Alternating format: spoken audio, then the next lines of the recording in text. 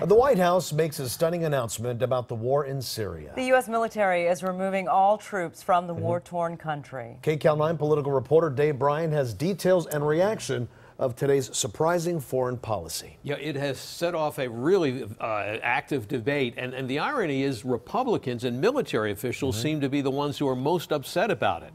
Was it a bold move from a president under fire or a risky gamble from a president who overruled his own advisors and will be seen as completely abandoning reliable Kurdish allies while handing over Syria to Russia and Iran?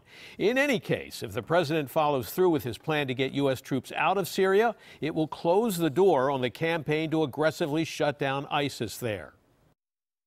President Trump's decision to remove about 2,000 remaining U.S. troops from Syria would end the Pentagon's 4-year military campaign there.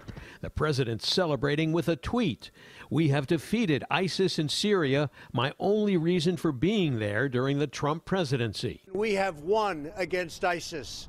We've beaten them, and we've beaten them badly. We've taken back the land. But in a confusing sidebar, White House Press Secretary Sarah Sanders seemed to muddy the waters when her statement appeared to contradict what the president had just said.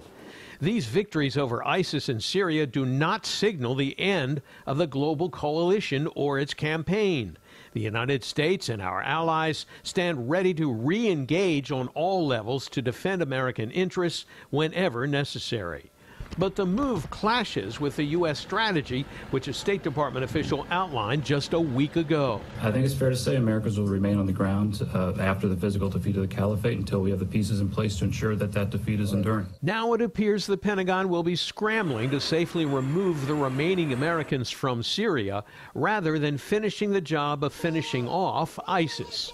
All of which some experts say amounts to the U.S. handing over Syria to Russia's Vladimir Putin, who was a Trump supporter, and Syria's murderous dictator Bashar al-Assad. This clearly sends a message both to Moscow and Tehran that Syria and, frankly, bigger parts of the Middle East are yours.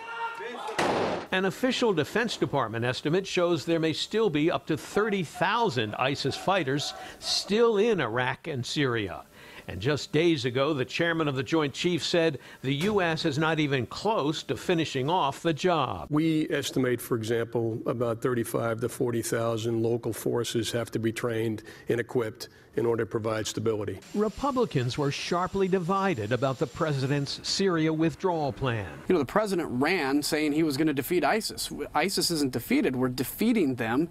But what this is going to do, if the president follows through on it, is double or triple the size of ISIS, probably overnight, and it's very sad. For the first time in my lifetime, we have a president with the courage to declare victory and bring the troops home. The decision to withdraw an American presence in Syria is a colossal, in my mind, mistake. Democrat Congresswoman Karen Bass from Hancock Park, a member of the House Foreign Affairs Committee, told the BBC Wednesday she too has doubts about the president's sudden turnaround on Syria. Is this the wise thing to do? And I'm not saying absolutely it's not, but what I am saying is that I have a feeling that this was just a one-off statement he made at the top of his head. I don't know what led to it, but I know that the Pentagon is not on the same page.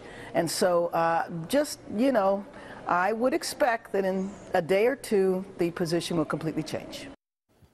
Well, in fact, the president's sudden turnaround on Syria is sparking all kinds of theories tonight on why he did it and what the impact might be. Some critics believing the president made the move to change the subject of public discourse, which he's quite expert at doing, from the Russia investigation and Michael Cohen and Michael Flynn and the expanding investigations of his administration to Syria and the campaign to defeat ISIS. So, Juan, we'll just have to see what happens. Yeah, and while we wait, Dave, what impact could this move have on the way U.S. allies and other countries see the U.S. And America? I think certainly is changing, and there's no question about that. Some allies might feel that this means U.S. foreign policy will be managed so erratically and without any firm basis in fact that America can no longer be trusted as a dependable ally.